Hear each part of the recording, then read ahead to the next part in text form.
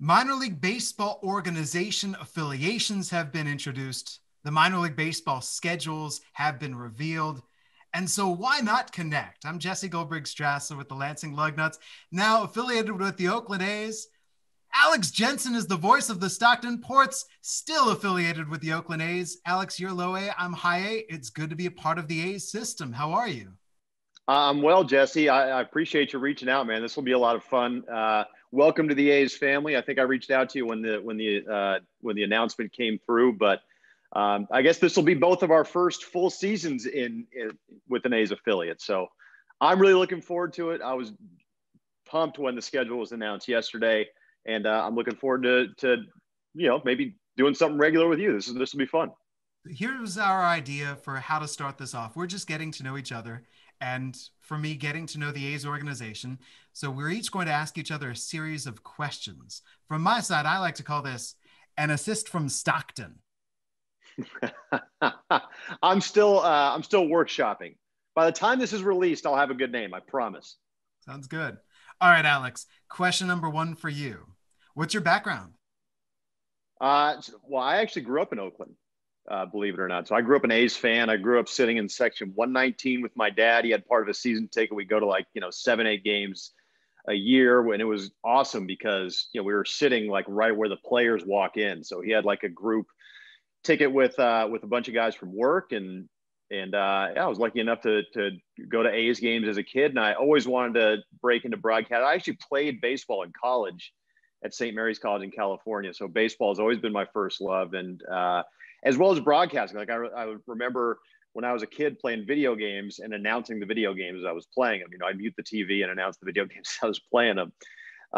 So I'm really excited to be able to do baseball year round now, or at least for the entire baseball season, and college basketball as well. But shoot, I've been the voice of the St. Mary's Gales. That was my 9th year with men's basketball. I've been really lucky to call some high quality college basketball, and spent a couple years with the A's as a backup host, pre and post game show host, and also got a chance to call a few spring training games last year. And yeah, man, I'm a baseball guy. Is kind of what you need to know about me for our audience here in this podcast, or in our assist from Stockton. I'm just excited, man. I'm excited to get the season going, whatever it looks like. It'll be better than what we had in 2020, which was obviously nothing. But yeah, that's my background, man. Northern California, born and raised. I've been an A's fan since day one, and I love the day in, day out of being a broadcaster. It's a lot of fun. Matthew Dellavedova, Patty Mills. My memory tells Correct. me Mary's Gales. Yes, very good. In fact, my first year with the Gales was Deli's senior year. So like I said, I've been very lucky to call some high quality basketball. I think 3 NCAA tournaments at this point, would have been a 4th last year. So it's just, like I said, this is what I've always wanted to do. And I consider myself very lucky to be able to do this now. All right. That was So my lead off question. I'm excited. Now you lead off. Well, we got to do the same thing, man. I mean, we're, like you said, we're just meeting each other face to face. So I want to hear your background now, Jesse. All right. I'm proudly hyphenated. Proud to have 17 letters in my last name. I was born in Washington, D.C. and grew up in Greenbelt, Maryland. So about 10 minutes away from the University of Maryland at College Park. Grew up an enormous baseball fan. Although I grew up a Detroit Tigers fan. I was a shortstop. And I decided, as a contrarian, I couldn't root for Cal Ripken and the Orioles. They were too far down the road. Washington, D.C. and Baltimore are separate cities. Washington, D.C. didn't have a baseball team when I was growing up. So I decided I loved Alan Trammell and Lou Whitaker and the Detroit Tigers, and Fielder and Incaviglia and Rob Deere and Mickey Tettleton. And those Rob Deere strike out home runs. I loved it as a kid. From growing up as a baseball fan, from being a very good T-ball player, let me tell you, and a number 2 hitter and a second baseman in Little League. I then decided that I would try to get into sports broadcasting when I went to college. I listened to the baseball game every single night. Chuck Thompson, John Miller, Joe Angel calling Baltimore Orioles games on the DC radio affiliate 1500 WTOP. And so I went to Ithaca College in New York to become a radio broadcaster. Now, like Michigan, where I currently live, it's cold up there in Ithaca, New York. So I got 2 baseball broadcasts in 4 years. There's a lot of snow. However, Tim LeCastro, now in the major leagues, proud Ithaca Bomber. Well, from Ithaca, I then got a position as an audio describer of fine arts because I could not get a position in sports broadcasting after graduating initially. So I'm delivering the play-by-play of Jesus Christ Superstar and calling the radio play-by-play of someone playing piano or dancers. But Wow. a year after I graduated, I got to be the engineer, the pregame, postgame call-in show host for the independent Brockton Rocks, and Oil Can Boyd and Singin' Ed Noddle, our one-legged, with the other leg being a wooden leg manager. From 2006 through 2007, I was the #2 broadcaster for the Montgomery Biscuits. And then 2008, I got a position as the lead broadcaster with the Frontier League's Windy City Thunderbolts. 2009, I was hired in Vegas at the winter meetings in 2008 to be the Lansing Lugnuts broadcaster and in charge of media relations. And since 2009, here I've been. Wow. How do you do a play-by-play, if you will, of somebody playing the piano? That's fascinating. I've never heard of that before. Well, the first thing is, do you know how in baseball we've got to let it breathe? Yes. You've got to let the piano breathe. The key thing, I remember being told early on, I described someone as looking beautiful. And one of the listeners, someone who was visually impaired, who came and sat down and was listening and also listening to me, came to me afterward and said, don't describe them as beautiful because that's your opinion. Describe what they're wearing and let me judge what I think of them. And that always stuck with me, to just make everything visual. And then the listener can draw their own opinions based on what I'm saying. So yes, as someone sits down, I can describe how they look, how they're dressed, their posture, everything about their mannerisms, everything as observational as possible. And if I had game notes, I could have told people, you know, they were the 5th ranked pianist coming out of Massachusetts. Yeah, that is such a great tip. You know, I mean, for a broadcaster, especially on radio, right, where the describing someone as beautiful, that I never thought of it that way. That's boy, that must have been such a great background, especially to baseball, where, like you said, you have so much time to let it breathe and describe everything, paint a picture, if you will. That's so cool. Yeah. Imagine if you're calling a game on radio and you see an amazing catch. We could call the catch amazing, and sometimes we do, but it's better, especially initially, to simply say backhanded, diving, down the line, laying out fully horizontal, anything we can do to make it more visually so someone who's unable to see it yet is able to see it in their mind's eye. That's great. Great tip. Great tip. I'm taking notes. Question number 2 for you, Alex. All right. Looking at this athletics organization, the farm system entering this season, which A's minor leaguers are you looking forward to seeing how they perform? That's a great question, especially because the A's system, to me, is in such an interesting place right now. I mean, they've graduated so much talent, especially on the position player side, in the last couple of years to the big leagues at the upper levels, AAA more so, is doesn't have that impact talent right now, except for some of the pitching depth. So I'll say a guy that was a port in 2019, Nick Allen, who was a slick fielding shortstop. Bobby Crosby, who was going to be the Ports manager in 2020, former Rookie of the Year with the A's, told me that defensively, Nick Allen can play in the big leagues right now. And he has, I think, maybe 180, 200 at bats at high A. He's going to be a double A this year. But all of the reports on Nick Allen, are that he needs to rework his approach to become a line drive guy and not fall in love with the launch angle and all this type of stuff. I saw him in spring training actually in 2020, and he hit a home run in a big league game. So he's got a little bit of pop, and he's only 5'9". He's kind of a fascinating prospect. He's only 5'9". He is, according to MILB Pipeline, the best defensive prospect at shortstop in the minor leagues, which is fun, right? And I think in baseball, we're kind of seeing a shift to maybe place more value on the defensive side than maybe we saw about a decade ago. But how is he going to adjust to the upper levels of the minor leagues? Because if he's really that good defensively, you know, he could be taking over for Elvis Andrus in Oakland when Andrus's deal is up. And really, the A's have a lot of really good depth up the middle, especially at shortstop. Logan Davidson out of Clemson was their first round pick. You might see him in Lansing this year, actually, was their first round pick in 2019. A much different prospect. He's bigger. He's more toolsy. You know, he's got power from both sides of the plate. And Robert Passan, who they just signed out of the Dominican a couple of years ago, is only 18 years old. And he's also a switch hitter and has all these tools. But Nick Allen is fascinating to me. So I'm really excited to see how he does at Midland, and specifically what his approach is like. And you can glean some of that from looking at the box scores, right? How many strikeouts, how many doubles, how many home runs, how many walks.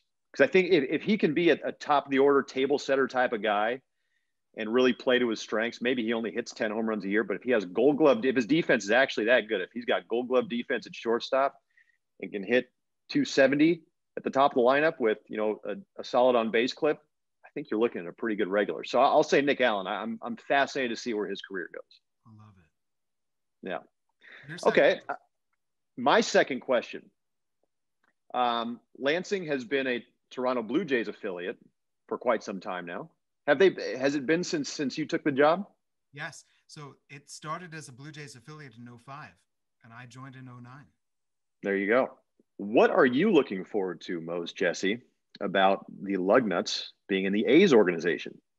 Getting to know an entirely new organization, coaches, players, everything. That's exciting to me. To be able to be surprised by players. Now, I'm reading about all these prospects. I'm reading every single prospect list that I can. But Lansing and our home ballpark, Jackson Field, has a way of putting players on the map. It's especially a really good hitter's park. Well, and before I go further, for you in Stockton, how well does Stockton aid pitchers or aid hitters versus pitchers? It's definitely more of a hitter's park. In fact, most of the Cal League, and this is, I mean, I haven't done a full season of the Cal League yet, right? So I'll put out that disclaimer. Now, Lancaster is no longer a part of the Cal League, obviously, which was a launching pad, so I'm told. But most of the Cal League is considered a hitter's league, or I guess high A or low A West now, right? That's going to take some getting used to. But Stockton is certainly that. I mean, it's, you know, I think it's 300 or 310 down the left field line, juts out quickly. But then there's another area in right field where there's an outdoor seating. They call it the Jackson Rancheria back porch. It's straightaway right field, maybe a little bit to the alley side. But it juts into probably about 340, 330. So it definitely plays small. So Lansing plays about 304 down each line. Wow. But the walls rise high because they cut the ballpark into one city block, and they had to dig down below street level. So you have to hit the ball up over that wall onto the street, which guys do. The alleys get big, but because the alleys are so big and center field is 400 plus straight away, 412 to deepest right center, and the wall is 20 feet tall, it makes it a great ballpark for a fast defensive outfield and for fast hitters to get doubles and triples galore. You can go for inside the park home runs in Lansing. Because the ballpark has so much space, because it allows for so much offense, it is a great park for giving hitters confidence. So what I would love to see, whether it's a Logan Davison, whether it's an Austin Beck returning to that high A level, Larrazaro Armenteros, I would love to see players, specifically hitters, who people have not been looking at, who people have not been paying too much attention to, or who had been looked at and are now being overlooked. Lansing is going to give them the chance to put up enormous numbers. So that's the big thing to me, is I'm excited to embrace an entirely new organization and see these guys enjoy playing in Lansing. Great crowds, great atmosphere, great ballpark to play in. I think we're going to see guys show out. That'll be fun, especially some of the guys that you may get, in Lansing. I mean, some of the guys that we'll see if they repeat high A next season, but that 2019 Ports team was, a lot of prospects on that team. Austin Beck, Jeremy Ironman's another guy. You mentioned Armenteros. I mean, that could be it's going to be an interesting mix to see who ends up in Lansing and who ends up in Midland. For a while there, the Blue Jays were not sending Lansing high premier prospects. We got Mm-hmm. lucky with Bo Bichette and Vladimir Guerrero Jr. one year. But by and large, the years before that, it was a bunch of guys, great pitching prospects usually, but the hitters were players who were off the radar. And we just got to enjoy stellar performances. So, because I'm used to having players arrive in who might not be ripping up the headlines, who Baseball America or MLB Pipeline might not be raving about yet. That's the joy for me. And that's what I think is going to happen is people are going to come to see players who they don't know yet in Lansing, and they're going to get to know. And then because the A's are such a successful franchise at the major league level, and the folks here love to see winning and follow these players' career, it's going to be a joy to fast forward a year, 2 years, 3 years down the road, and they're a lug nut suddenly playing in the major leagues and helping the A's win division titles and playing in the Yeah. playoffs. That's going to be a joy. I think that's one thing that's cool about being part of the A's organization is they really rely on their farm system. And Billy Beane also is not afraid to make a splash, make a big move, that people might not be expecting. But like I said, I mean, every A's team, there are guys that have come through the farm system that are some of the best players in Oakland. So I think that's one of the things that's really cool about being in the A's system is, you get to see these guys get a chance on the big league level. Question number 3 for you, Alex. Are you ready? I'm ready. You're the voice of the Stockton ports. What is your favorite port? Favorite shipping port? Or wine? Your call. Oh, wine. Wow. I love wine. I haven't gotten too much into ports yet. My girlfriend actually, we went to Napa about 2 months ago. She got a dessert wine, which we haven't cracked open yet, but we will at some point. I'll let you know how that is. My favorite port, being an Oakland native, the Port of Oakland is I think I was actually, because you sent me this question on Twitter, Jesse, it piqued my interest. So this morning I looked at the biggest ports in North America, and Oakland is in the top 15 in both inbound and outbound container shipping. So it's the biggest port in Northern California. And it's a large part of Oakland's economy. Obviously, a lot, provides a lot of jobs. The A's actually want to build their new ballpark right on the port or near the port on the waterfront, which, it's the environmental impact report is supposed to be coming out within the next couple of weeks. So they should get an answer at least by the end of the calendar year, I would think. Anyway, but I will say Oakland because I'm an Oakland native. But my favorite inland port, and what I'm told is one of the biggest inland ports in the country, is Stockton. And what's fascinating, actually, I don't know, have you been to Northern California? No. Okay, so Stockton is about an hour east of Oakland. And you drive out to Stockton, you're kind of going through a valley. Well, there's a delta that feeds the bay that runs into Stockton, right? Stockton is on the delta or on a river, I believe. I don't know. Stockton people are going to hammer me for this because I don't know my Central Valley geography quite yet. But anyway, it's fascinating to be driving out to Stockton and it just, complete flat land. You've got hills on both sides, on the east and the west. But you're going through the Central Valley in California and you see these massive container ships like in the valley. It's crazy because they go up the delta and port in Stockton.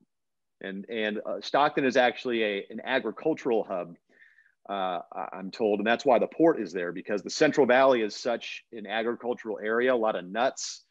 Stockton is known for its asparagus. That's why you see the asparagus hats. I don't know if you've looked at the port's lineup, which there is a new hat, by the way. If you're watching this right now, there's a new hat at the dock shop. It's a brand new hat for 2020, but it's pretty cool. It's a ship. Anyway, so I'll go. My favorite seaport is Oakland. My favorite inland port is Stockton. And I'm really looking forward to learning a lot more about, how the port kind of impacts the Stockton community. And because all that stuff is fascinating to me. And just more about it, I think it's really interesting in Stockton being the agricultural hub that it is. I just think that stuff's really interesting. So I'll go Oakland for seaport and Stockton for inland port. How's that sound? Knowledge. Limited knowledge. I'm hoping to learn more because my team is the ports. So I think I should know more about the Stockton port specifically, which I'm looking forward to getting to learn. That's your port report. That's my port. That's my report. if you will. I'm bad at that stuff. Okay. Okay. Question number 3 for you, Jesse. What should A's fans here in Northern California know about Lansing as a baseball city? Michigan. Also, 8 minutes drive away from Michigan State University. So we were already saying go green before we ever became green and gold. What's the big thing is that the stadium is right downtown and things are hopping here. Great food, great culture, fun music. We just all ate punchkis because it was Fat Tuesday, the Polish Catholic tradition, and me being Jewish, I partook. Of course. I think that's the big thing about Lansing is that we are bigger and nicer than people might otherwise expect. Before we were in the low A Midwest League, and we just got accustomed to people saying, what, this is a low A facility? Well, the league as a whole is filled with incredible facilities. Fort Wayne, I've heard that. Dayton has never not sold out a game. They've sold out every single game they've ever played. And with us, our ballpark has every single year had the largest attendance of anyone at the level that we have packed in at the most stadium record, 12,997. And by and large, we will average in the 5,000, 6,000 range. So I think great city with the university town right there and right next to the state capitol. And the fan base, the folks here are terrific. How'd the club get its name? So Lansing has its automotive history. And if you've ever heard of Oldsmobile, Ransom E. Olds is from Lansing. The Oldsmobile, the Olds Museum is right down the street. So a lug nuts are what keeps your tire in place. So when they were coming up with a nickname for the Lansing team, they were purchased by Tom Dixon and Sherry Myers back when they were the Waterloo Diamonds in Waterloo, Iowa. And they were moved first to Springfield, Illinois to become the Sultans of Springfield instead of the Sultans of Swing. And then they were moved to Lansing, Michigan. It was announced in 1995. And in 1996, the team's inaugural season, Carlos Beltran was in the very first Lansing Lugnuts lineup, and it's all automotive themed. So when they first arrived, when they first started opening venues, there was Gasoline Alley, for example. And there were historic Oldsmobile signs that were plastered throughout the ballpark. The ballpark's name was Oldsmobile Park. Now, when I arrived in 2009, we know what happened to the automotive industry in the late 2000s, and Michigan was hit really hard. So the stadium name, sponsor changed. There were automotive plants that were shut down. Thankfully, things recovered to a greater extent because it was looking really awful around the area those first couple of years that I was here. And thankfully, Lansing is rebounding, and now the city is flourishing, especially in other industries. But yes, entirely automotive themed. I love that. Here's actually a historic note about Stockton on the baseball side for those of you listening or watching in the upper Midwest. Stockton is reported to be, hasn't been confirmed, but it is believed to be the site of the poem Casey at the Bat. You're Mudville. Mudville, correct. Now, there are conflicting stories. I did a lot of research on this summer. I wrote a story for the Port's website about the history of the Ports in Stockton. But the story goes that the Ports right now play in an area called Banner Island, which is, and their ballpark is called Banner Island Ballpark. It's downtown, and it used to be an island, I suppose, back in the Civil War days. But the site where the ballpark is now, or thereabouts, is the site that Casey at the Bat was supposedly written, where the guy who wrote the poem watched a baseball game and got the inspiration for the poem. Ernest Lawrence Thayer. Yes. That's fabulous. Yes. Yeah. It's pretty cool. I love all those little, because I feel like especially in minor league towns, every minor league town has one of those, something like that, something historical. The automobile industry stuff is so cool. And what Carlos Beltran in the first Lugnuts lineup, that's pretty awesome. He only played just a little over a week's worth of games, and then he got hurt. And they sent Really? him back to extended, and he never came back. Then he skipped right back over us on his way up to the major leagues. He's the greatest major leaguer to ever be a lug nut, but he was not a great lug nut. Wow. I'm sure every minor league team has a story like that too. My bonus question for you. Is it Okay. true that your nickname is Juicy? No, Okay. no, that is not true. I thought I saw that on your Twitter profile one day. People call me, I mean, AJ is what most people call me as Alex Jensen. So most people call me AJ is I guess my nickname. I haven't really developed one with the A's or with the Ports yet though. So I guess we're getting there. All right. That's going to be the goal this upcoming season. There we go. I'll keep you updated. All right. Any bonus questions for me? My bonus question was where the lug nuts got there. Oh wait, are you done with all your questions? That's it. I've got okay. The bonus. I've got one more for you, and I'll save this other one for. I have two more written down. I'll save this one depending on how long this answer takes. I'll save the next one for when we talk again. If we talk again, what about your game day routine, or just a game day? Did you miss most in 2020? I missed seeing people. Besides calling the game. I miss seeing people, quite frankly. So it's been time quarantined, and what has really helped me has been being able to be with my wife and now approaching 14-month-old baby. Oh, congratulations. Thank you. Born December in 2019. And we were planning for an off-season baby, and then we would head into baseball season. We'd figure things out, but he would be 4 months, 5 months along by then, and then everything shut down. I was calling college basketball and expecting to call NCAA tournament games just like you, and things shut down. So it's been really great, all of us being together. My silver lining has been co-parenting this baby. However, I have great friendships in Lansing with the fans, with my coworkers, with everybody else in the league, all of the other broadcasters, the ushers in the stadiums that we go to, the other general managers, the box office people. When you travel on the road with the team, you get to know everyone everywhere you go. You get to know the people who work in the local restaurants and the hotels. You get really close to the players. So our manager, who is going to be our manager for the 2020 season, when everything was shut down, he and I were corresponding and we were missing each other. And I had reached out to the players I was expecting to be spending the season with. So that's what I missed the most, was all of the people who by and large I would spend a summer with. How about you?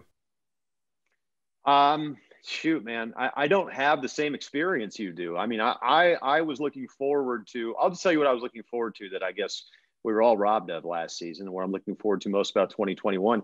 It's the same type of thing. I'm looking forward to developing those relationships, with the coaching staff, with the players, with the front office, the rest of the front office, which I guess I've already developed a little bit, with the people in the stadium, with the fans. It's yet to be seen how much fans are going to be a part of 2021. I mean, I guess it depends on where you are. We all certainly hope they're going to be a big part of 2021, but I was looking forward to developing all those relationships and just going to the ballpark every day. I just love, like I said at the beginning of this, I'm a baseball guy, and I love being at the ballpark. I was looking forward to doing that every single day. But I agree with you. The relationships are what I was looking forward to most. And that's what I'm really looking forward to in 2021 is the chance to be able to develop those relationships. And, got to meet Bobby Crosby, and I was really looking forward to working with him on our Stockton Ports podcast next week. Rico Bronya, who's going to be, I think that's how you pronounce his last name. I'm not quite sure yet. He's going to be the Ports manager. That's right. Okay. Players. I collected all of his baseball cards. Bronya. Was he really? Okay. So, he's going to be our guest on our next podcast. I'm really looking forward to getting to know him and interviewing him. But I agree with you, man. It's the people, it's the relationships that you miss the most, I think. Yeah. And I'll piggyback off of that. How do you expect things to be different this year because of COVID? Because I would say, by and large, I'm expecting, if I'm allowed to travel separately from the team. I would get to know the players and coaches great in years past. I'm not expecting to spend a lot of time with Scott Steinman or the players. That by and large, I think that there's got to be that buffer. So I'm going to help out with media relations. I'm going to try to find out whatever I can to help me with broadcasts, but it's just not going to be the same in establishing relationships. Yeah, I think you're right. It sounds like, well, it depends on what happens in California, honestly, in terms of fans and in terms of exactly what you're talking about. Hopefully the vaccine is widely, circulated by August. I mean, I think that's a conservative, estimate, so we don't get too disappointed. Right. But yeah, no, I mean, I'm thinking interviews over Zoom, like this, like I've been doing all basketball season. I mean, our pregame, I tape our pregame coaches show on Zoom. So I think you're right. I think it's going to be less interaction with the players, less interaction, face-to-face interaction with the coaching staff. And we'll see about road broadcasts. I mean, I guess we're kind of lucky in Stockton. There's two other affiliate, teams in our league that are a drive, pretty quick drive from Stockton. But yeah, I mean, if we travel, I would imagine the same thing, right? I mean, possibly not on the bus unless you're tested every day. And I don't know. It's going to be interesting. Like I said, the ins and outs of the day-to-day stuff more than I do. So I'm just guessing. But yeah, I mean, I think it remains to be seen. I think we're still a few months away, right? So the hope is that it's as close to normal as possible. But you're right. And then you throw on top of that, Jesse, the fact that the minor leagues are going to be different now with Major League Baseball taking over control. I think in terms of travel, in terms of accommodations, in terms of all that stuff, right? Operationally. And there's just with the pandemic and that, you throw both those things in and things probably won't be the same ever as they have been in, not in every single way anyway. They won't be the same. Hopefully by the end of this season, though, we get to a little bit of normalcy and we get to welcome fans back into our ballparks at capacity, which would be great. If not, then I guess we'd look forward to 2022. Agreed. You said that you had one or two more questions down? Oh, yeah. I was just going to ask you. I love asking people this. What's your favorite road city/road trip in the Midwest League, now the High A Central League? Fort Wayne, Indiana, because that ballpark is just so much fun to visit. Plus, Angie's Diner is my favorite road place to eat in the league. There you go. But I now lose because Kane County is no longer part of what used to be the Midwest League, now the High Central.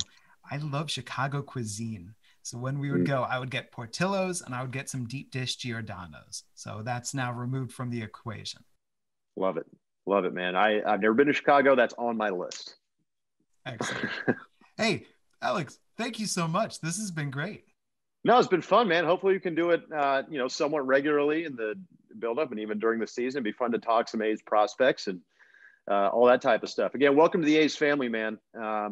You and everybody else in Lansing. I'm looking forward to the season, man. I'm ready for baseball. This has been a lot of fun, though. 12 degrees earlier this week. I've got my A's winter hat. We've been layering up. Let's go. There you go. There you go. I'm Jesse Goldberg-Strassler. Alex Jensen. I'm Alex Jensen. Thank you for watching An Assist from Stockton. And to be determined.